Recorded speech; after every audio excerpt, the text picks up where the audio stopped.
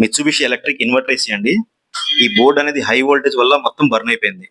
దీని యొక్క communication circuit మొత్తం డ్యామేజ్ అయింది. హై వోల్టేజ్ వల్ల ఇక్కడ ఉండాల్సిన కాంపోనెంట్స్ ఏదైతే ఉన్నాయో అన్ని ఇక్కడ మొత్తం బర్న్ అయిపోయాయి. ఫైనల్ గా పీసీబీ అయితే రెడీ అయింది. చూడండి ఇక్కడ దీని యొక్క కమ్యూనికేషన్ సర్క్యూట్ ఇది. ఇక్కడ కాంపోనెంట్స్ అన్ని బర్న్ అయిపోయాయి. ఫైనల్ గా న్యూ కాంపోనెంట్స్ తో రిప్లేస్ చేసాము ఇవి.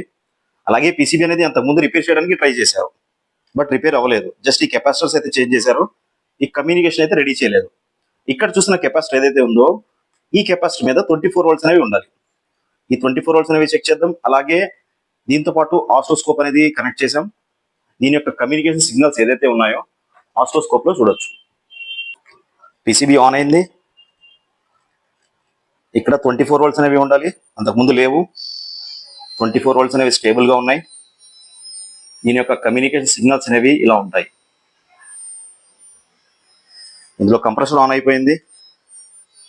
ఇక్కడ మోటార్ కనెక్ట్ చేయలేదు, అందువలన ఎర్రర్ చూపిస్తుంది. ఇండోర్ లో కూడా ఎటువంటి మోటార్ కనెక్ట్ చేయలేదు. మోటార్ ప్లేస్ లో ఈ యొక్క ఫ్రీక్వెన్సీ జనరేటర్ అనేది కనెక్ట్ చేసాం. ఫైనల్ గా పీసీబీ అయితే రెడీ అయిపోయింది. వీడియో నచ్చితే లైక్ చేయండి. వీడియోని చివరి వరకు చూసినందుకు థ్యాంక్ యూ సో మచ్.